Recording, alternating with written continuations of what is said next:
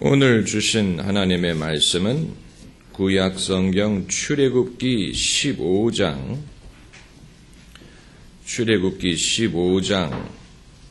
19절에서 21절까지 말씀입니다. 구약성경 105면 출애굽기 15장 19절에서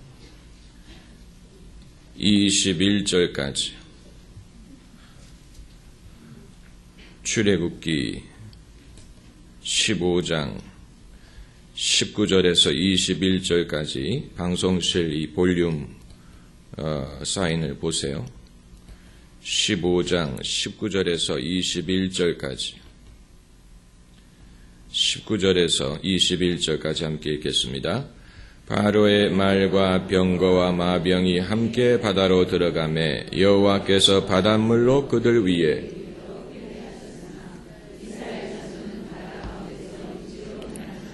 아론의 누이 선지자 미리암이 손에 소고를 잡음에 모든 여인도 그를 따라 나오며 소고를 잡고 춤추니 미리암이 그들에게 화답하여 가로되 너희는 여호와를 찬송하라. 그는 높고 영화로우시며 말과 그 탄자를 바다에 던지셨음이로다 하였더라. 아멘. 마가복음 강해 설교의 대단원이 끝나고 오늘부터 새로운 공부를 시작하게 됩니다. 마가복음은 4개 복음서 중에서 가장 짧은 책인데도 불구하고 마가복음을 공부하는데 얼마나 시간이 걸렸는지 아십니까? 2년이 걸렸습니다. 그 속에 그렇게 많은 메시지가 담겨 있을 줄 몰랐습니다. 우리가 성경에 담겨져 있는 모든 메시지를 발굴하려면 일단 수명이 길어야 됩니다. 그래야 그 모든 것을 가르칠 수도 있고 배울 수도 있습니다. 오늘부터 시작하는 공부는 찬양과 경배에 대한 것입니다. 찬양과 경배라는 한 주제를 가지고 구약 성경에서부터 성경을 한번 훑어보려고 합니다. 우리가 금요일 저녁에도 이와 같은 방식으로 성경을 읽고 있는데 금요 심야 기도의 주제가 무엇입니까? 성경적 윤리, 이 주제를 가지고 창세기에서부터 시작해서 지금 우리가 출애굽기 21장까지 오지 않았습니까? 마찬가지로 찬양과 경배라는 주제를 가지고 이 구약 성경에서부터 우리가 성경을 한번 훑어보려고 하는데 창세기에는 우리가 창세기에서부터 시작하지 않는 이유는 창세기에는 기도도 나오고 예언도 나오고 축복도 나오고 제사의 개념도 나오고 제단이란 말도 나오지만 찬송이라는 것은 아직 등장하지 않습니다. 이 히브리 민족이 하나님을 찬송하는 그런 장면이 나오지 않습니다. 노래에 대한 기록은 있지만 이 찬양 음악이나 찬송시는 나오지 않습니다. 구약 성경 창세기에서 최초로 노래를 부른 사람은 라멕이란 사람인데 그가 자기 아내들에게 자기가 사람 죽인 것을 자랑하면서 노래를 부른 적이 있습니다. 그게 창세기 기록이 되어 있어요. 그것이 최초로 등장하는 인류의 문학이고 시고 노래입니다. 그러나 찬송시가 본격적으로 등장하는 것은 바로 오늘 본문 출애굽기 15장입니다. 원래는 1장부터 18장까지가 최초의 찬양시지만 그것이 너무 길기 때문에 같은 사건에서 같은 주제를 가지고 미리암이 부른 더 짧은 노래를 예로 들어서 살펴보기로 하겠습니다. 아마 여러분 중에는 찬양과 경배에 대하여 이 살펴볼 소재가 얼마나 많기에 이 구약 성경부터 그것을 훑어나가려고 하느냐. 그건 이제 우리가 해보면 알게 됩니다. 중복되는 것이 없이 이 예배와 찬양과 찬송시와 성령의 감동과 성령의 감동으로 사람들이 하나님을 경배하기 위하여 만든 문학, 이것이 바로 찬송 시예요. 수요 오전 예배에 나오시는 분들은 복이 많으신 것입니다. 왜냐하면 다른 곳에서는 우리가 쉽게 접할 수 없는 공부가 될 것입니다. 출애굽기에 히브리 민족의 최초 찬송시가 등장한다는 것은 그들의 신앙이 그만큼 발전했다는 것을 보여줍니다. 창세기 시대에는 여호와 하나님에 대한 신앙이 있기는 했지만 초기 단계에 불과했습니다. 이것은 한 가문, 한 시족의 신앙이었습니다. 아브라함에서부터 시작된 한 가문의 신앙에 불과했는데 이들이 애굽에서 400년을 지내는 동안에 이것이 한 민족의 신앙으로 발전하고 어떤 식의 예배 형태가 갖춰진 것으로 보입니다. 이 창세기에 아브라함의 신앙을 보면 그가 가는 곳마다 단을 쌓았다라는 말이 나옵니다. 단을 쌓았다. 이 소위 가정재단을 쌓는다라는 말이 거기에서 비롯된 것입니다. 그런데 아브라함이 단을 쌓았다는 말은 거기에서 하나님에게 제사를 드렸다는 말이고 하나님을 예배했다는 얘기입니다. 그리고 아브라함은 11조에 대해서 알고 있었고 또 제사의 개념에 대해서 알고 있었고 또 그는 선지자였고 하나님이 주시는 약속을 갖고 있었고 그리고 최초로 이 믿음으로 말미암아 의롭다함을 여긴 인물이었습니다. 하지만 창세기에 예배 의식이 있었는지는 확실하지 않습니다. 출애굽기에 이르러서 좀 더 발전된 신앙 방식이 등장하는데 그 증거가 바로 오늘 본문에 나오는 찬송 시입니다. 21절을 보시면 그 전절과 다음 절과 모양이 다른 것을 발견하실 것입니다. 21절에 이 노래가 이렇게 들어가 있죠. 왼쪽에 들어가 있습니다. 이건 시라는 것을 보여주는 것입니다. 이것은 노래입니다. 그냥 시가 아니고 노래입니다. 이들이 노래를 부른 것입니다. 미리암이 그들에게 화답하여 가로되 이 말은 이 후렴이란 뜻입니다. 그러니까 백성들이 노래를 부르면 이 마치 우리의 전통 민요 중에 개지나 칭칭나네라는 곡이 있습니다. 개지나 칭칭나네는 한국식의 랩 음악입니다. 그래서 저쪽에서 이제 노래를 부르면 풍년이 났네 풍년이 났어 개지나 칭칭나네 장가가네 장가가네 개지나 칭칭나네 춤을 추세 개지나 칭칭나네 건너 마을 놀러가세 개지나 칭. 이 가사는 계속해서 발전하는데 계속해서 바뀌는데 후렴은 똑같습니다.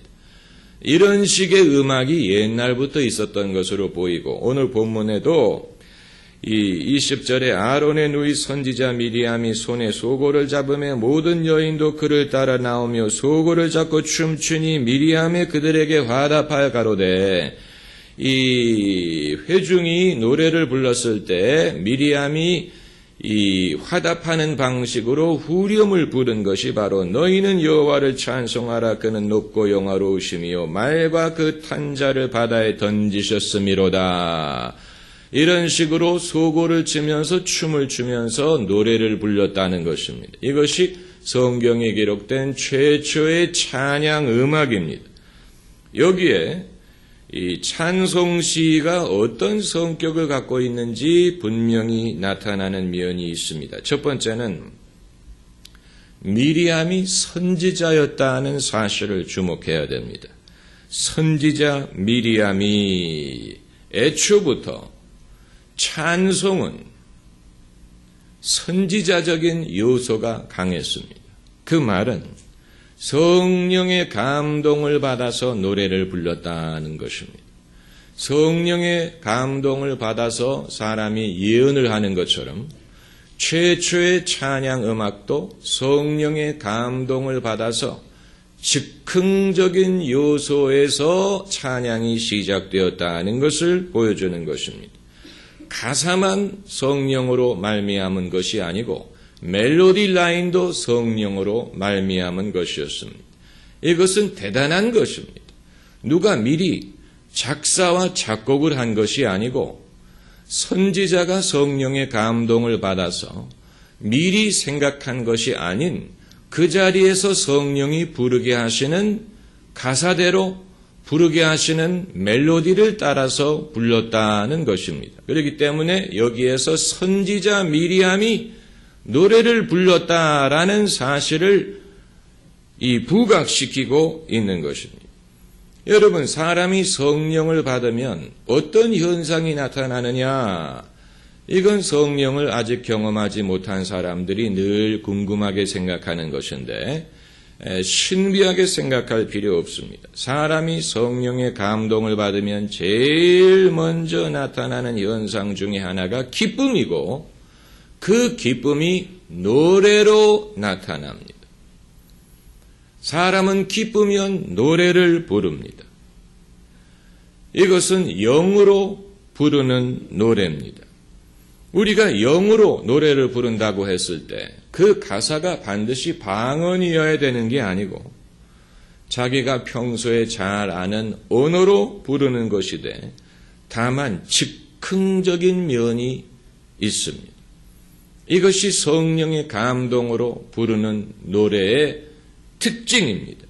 여러분, 나는 음악에 소질이 없기 때문에 못한다라고 생각하시는 분들, 길에 가다가 무의식적으로 콧노래로 흥흥거릴 수도 있고, 사람이 기쁠 때, 여러분의 자녀가 학교에 합격을 했다든가 아주 기쁜 일이 일어났을 때 사람들이 무의식적으로 본능적으로 하는 것이 무엇입니까?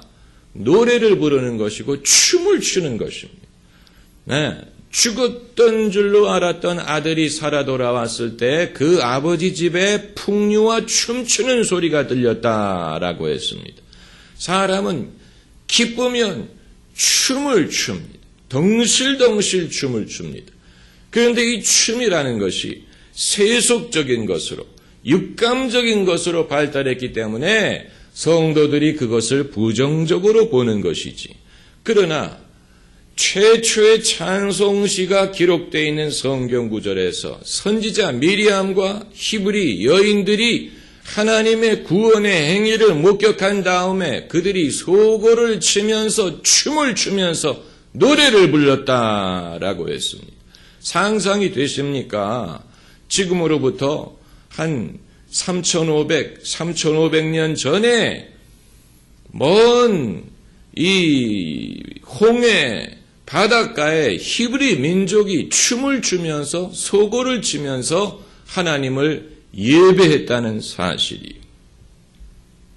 여기에 기독교 예배의 시조를 찾아볼 수가 있는 것입니다. 그러므로 우리는 성령의 감동을 기도로만 표현하려고 하지 말고 여러분이 성령의 감동으로 찬양을 부르고 싶을 때는 찬양으로 나타나게 해야 됩니다. 우리는 성령의 역사를 기도로만 제한하려는 그런 습관이 있습니다. 왜냐하면 우리의 선배들이 그렇게 해왔기 때문에 성령의 감동받으면 당연히 기도해야 되는 것으로만 생각을 했는데, 그러나 그보다도 더 원초적인 감동의 표현은 노래하는 것이요, 춤추는 것이요, 노래에서 기도가 나오는 것이요. 노래에서 기도가 나오는 것이요.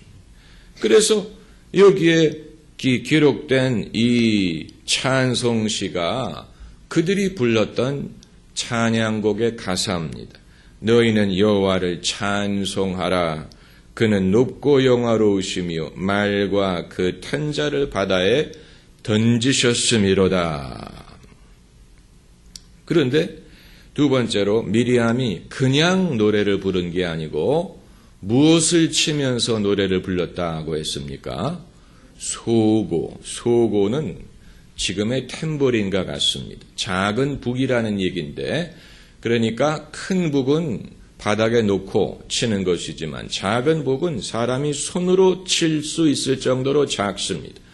그러니까 한 손으로 소고를 잡고 다른 손으로 그것을 두드리는 식의 그런 악기였을 것입니다. 지금처럼 그 심벌이 달려져 있지는 않았을 것입니다.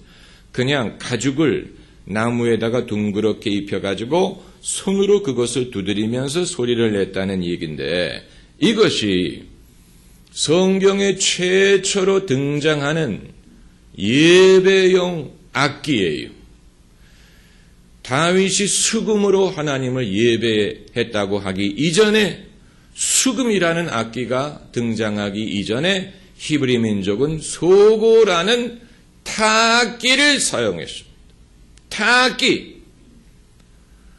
여러분, 음악을 전공하려는 분들은 현악이라든가 건반악기라든가 금관악기를 전공하려고 하지, 타악기는 약간 좀 무식한 느낌이 되기도 하고 너무 원시적인 것 같기도 하고, 뭐 굳이 타악기를 전공까지 할 필요가 있냐. 애들이 어렸을 때 무의식적으로 두드리는 게 그게 타악기인데 뭐 타악기를 굳이 전공을 할 필요가 있느냐 이렇게 생각을 할지 모르지만, 여러분, 사람이 음악을 만들 때 멜로디를 만들기 전에 먼저 그들이 만드는 것이 리듬입니다.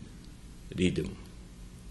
이 리듬 감각은, 한국 민족이 리듬 감각이 뛰어난데, 그렇기 때문에 K-팝이 그렇게 히트를 할 수 있는 것입니다. 다만 교회 다니는 사람들에게만 리듬 감각이 없어요. 교회 다니는 분들은 왜 이렇게 리듬 감각이 없는지, 감사함으로 그 문에 들어가며 그의 궁전에 들어, 이렇게 하면 얼마나 자연스러워. 그런데 한국 사람들은 감사함으로 그 문에 들어가며 그의 궁전에 들어가, 아이고 허리야. 이 리듬 감각, 그러니까 여러분, 리듬은 손으로 그것을 표현하기 전에 몸으로 그것을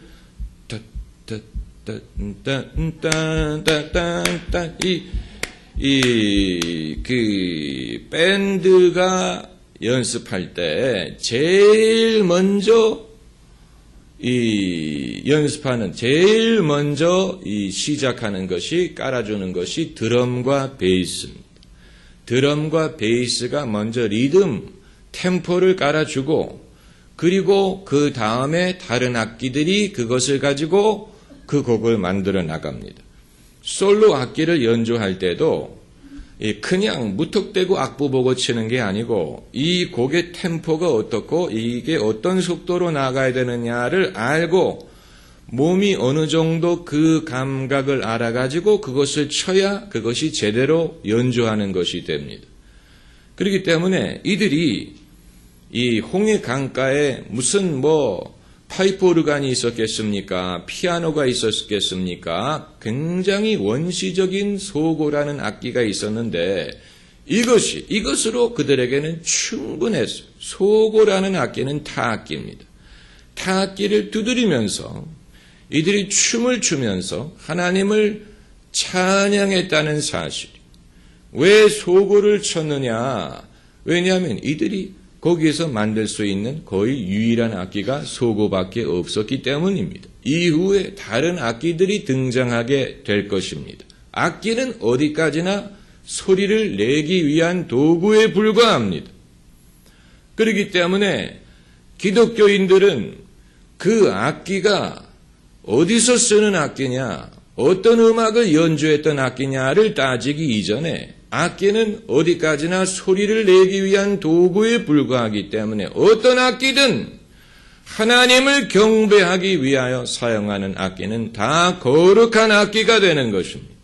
박수를 치는 것이든 발을 구르는 것이든 몸을 움직이는 것이든 심지어 춤을 추는 것이든 우리의 몸이 하나님 것이고 또 이 모든 피조물이 하나님 것이라면 세상의 어떤 것도 하나님을 예배하기에 적절하지 않은 물건이라는 것은 아무것도 없습니다. 리듬이라는 것은 어떤 육감적인 춤을 추기 위하여 누가 개발한 것이 아니고 최초로 하나님을 경배한 사람들이 그들의 리듬 감각을 사용해서 북을 치면서 하나님을 찬송했습니다. 하나님은 그것을 받으셨습니다. 영광을 받으셨습니다. 기왕에 하나님을 찬양할 거라면 죽을 상을 지고 이 청승맞은 노래를 부르려고 하지 말고 기왕에 하나님을 찬양하라면 기뻐하면서 행복한 모습으로 웃는 모습으로 춤을 춰가면서 하나님 앞에 기뻐하면서 하나님을 경배해야 하나님이 그것을 기뻐하십니다. 예배의 언어와 예배의 정서는 밝음 그 자체, 하나님은 빛이시니 그 앞에는 어두움이 전혀 없느니라고 했습니다. 그렇기 때문에 하나님을 경배하는 우리의 예배든 우리의 음악도 100% 밝아야 됩니다. 거기에는 어떤 인간의 어두운 감정이라든가 어두운 정서라든가 우울함이라든가 슬픔이라든가 후회라든가 한스러움이라든가 넋두리라든가 이런 것이 있을 수 없고, 하나님을 찬양하는 인간의 모든 예배 음악은 기쁨 그 자체, 믿음, 감사, 하나님에 대한 신뢰, 믿음의 표현, 아주 심플하지만 밝고 기쁘고 즐겁고 사람의 이 신을 나게 하는, 신난다라는 말 그 자체로 신이 난다는 말은 영적인 표현입니다. 사람이 신이 나고 사람이 즐거워지고 또 사람의 그 늘어졌던 영혼이 되살아나고 힘을 얻고 위로가 되고 기쁨을 주는 음악이 되어야 합니다. 여기에 대해서 다른 설명을 덧붙일 필요가 없습니다. 후렴까지 갈 때까지 기다릴 필요 없습니다. 첫 절부터 저는 본론으로 들어가서 첫 절부터 하나님을 기뻐하고 첫 절부터 사람들에게 감동을 주는 식으로 해야 된다고 저는 봅니다. 이 많은 사람들이 소위 예술적인 감각과 예술적인 이론 때문에 서서히 빌드업 해가면서 시작한다고 하는데, 그러다가 끝나지도 못하고 해보지도 못하고 끝나는 사람들 많습니다. 마치 뭐와 같으냐면 큰 가마솥에다가 물을 넣고 끓이는 것과 같은 식으로 음악을 하는 사람들이 있습니다. 그거 끓는 데까지 한참 걸립니다. 큰 가마솥에다가 물을 가득 넣고 끓여보세요. 얼마나 오래 걸립니까? 끓을 때까지. 그런 식으로 3분 노래를 부르는 사람이 그런 식으로 시작을 해요. 그래서 나중에 2분 50초가 돼가지고 거의 끓기 시작해요. 그럼 벌써 끝나버려요. 이건 음악의 스타일을 말하기 전에 정말로 자기가 표현하고 싶었던 신앙적인 감정이 있다면 왜 처음부터 그것을 보여주지? 왜 나중에 가서 그것을 말하느냐? 그 세상적인 음악은 그렇게 할지 모르지만, 여러분, 우리가 즐겨 부르는 찬양곡들은 찬양의 제사 드리며 성소로 들어갑니, 처음부터 기쁨으로 시작하죠.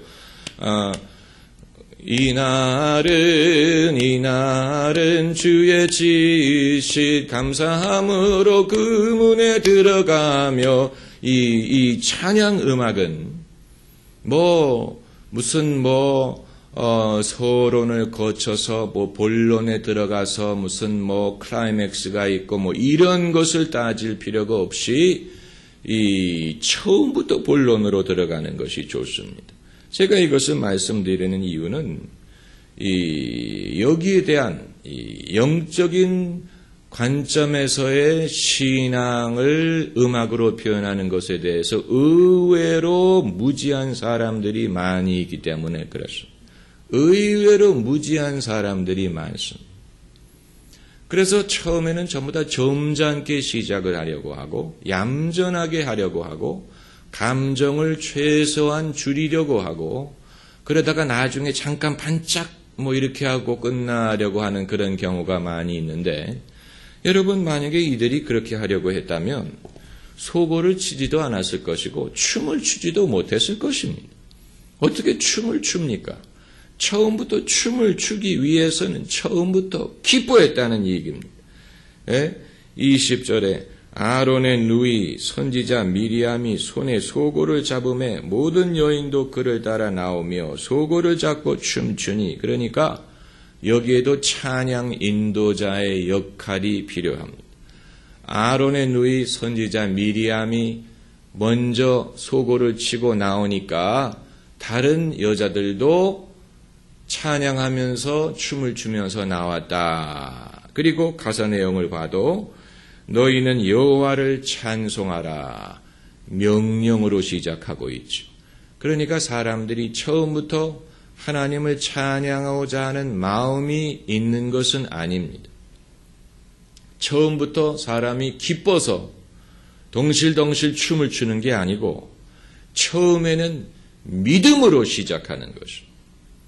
처음부터 감정이 많아서 이렇게 할 수 있는 사람은 드뭅니다. 나는 기분이 안 좋고 기분이 다운됐고 잠이 아직 덜 깼고 피곤하고 대부분의 사람들이 그래요.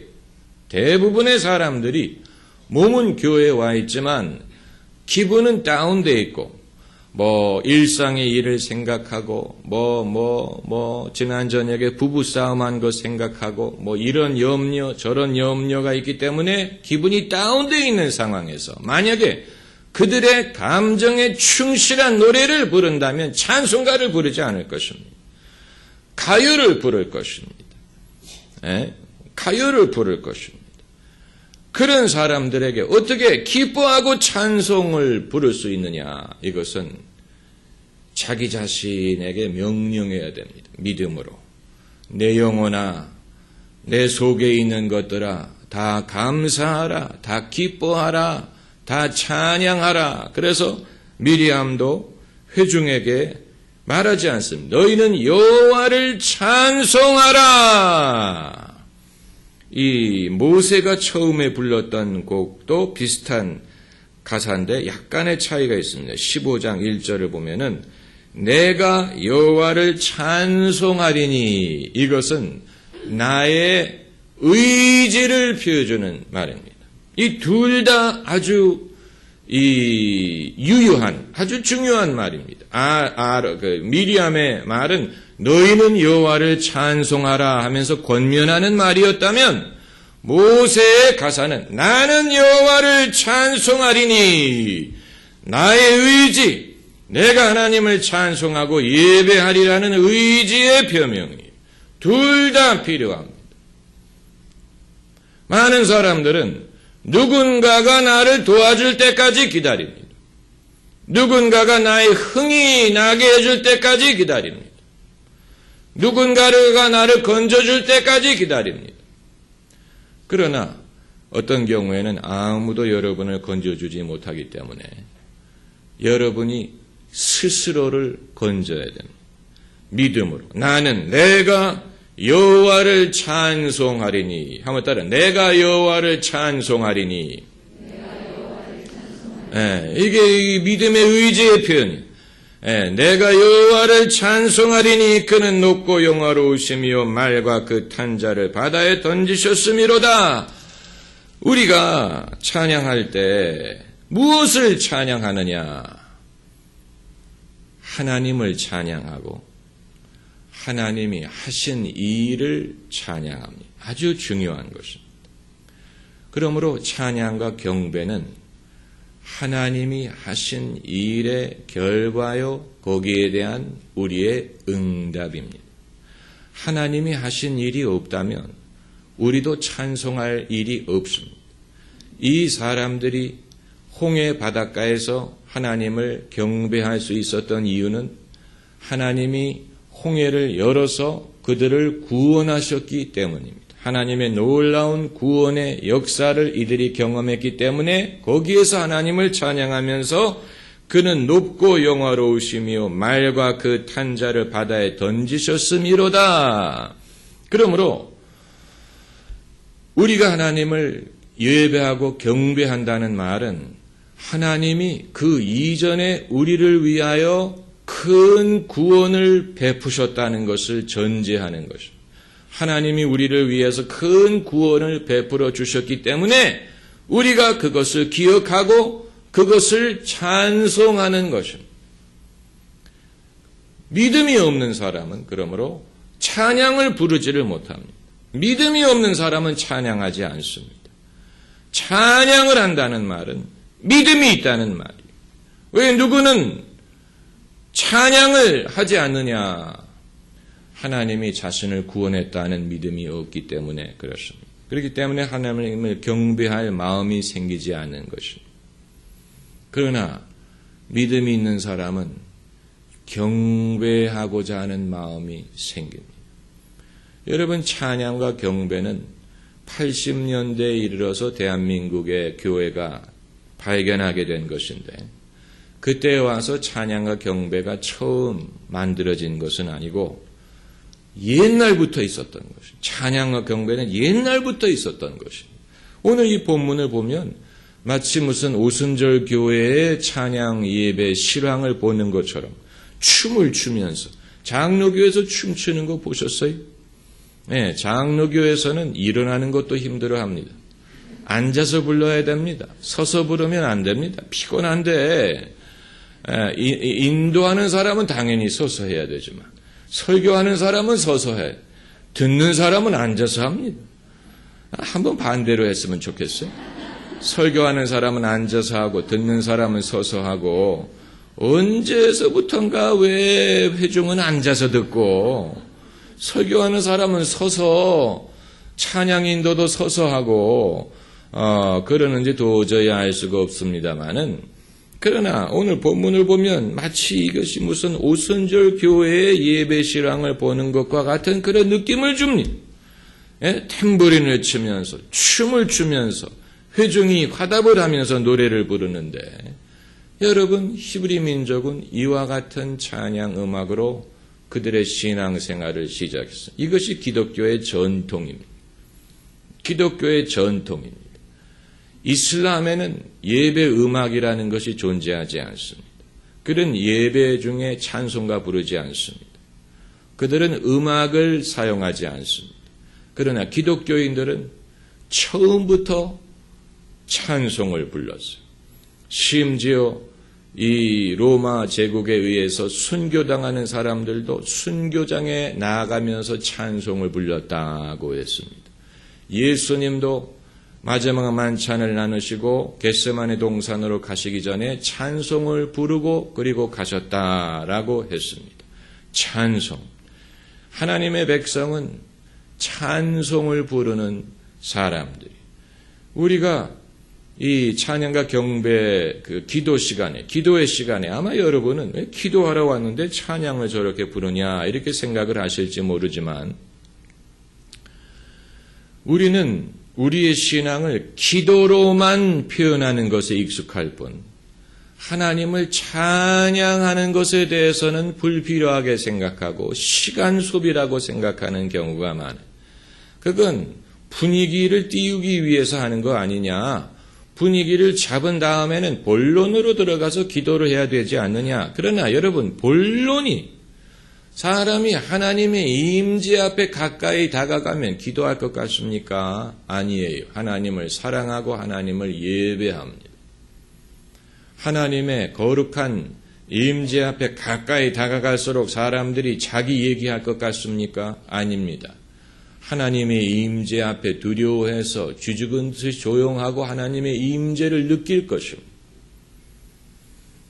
요한계시록을 보면 천상에서 천사들과 성도들이 하나님을 예배하다가 반 시간 동안 침묵이 있었다라는 구절이 있습니다. 그러니까 천상에서도 하나님 사람들이 24시간 노래를 부르는 게 아니고 어느 순간에는 하나님의 임재가 하도 강하기 때문에 사람들이 아무 소리도 하지 못하고 침묵하고 하나님 앞에 기다려야 될 때가 있다는 얘기예요.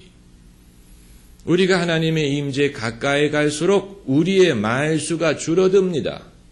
할 말이 없습니다. 하나님 앞에 가까이 갈수록 내 말이 줄어들고 하나님의 음성을 듣기 시작합니다.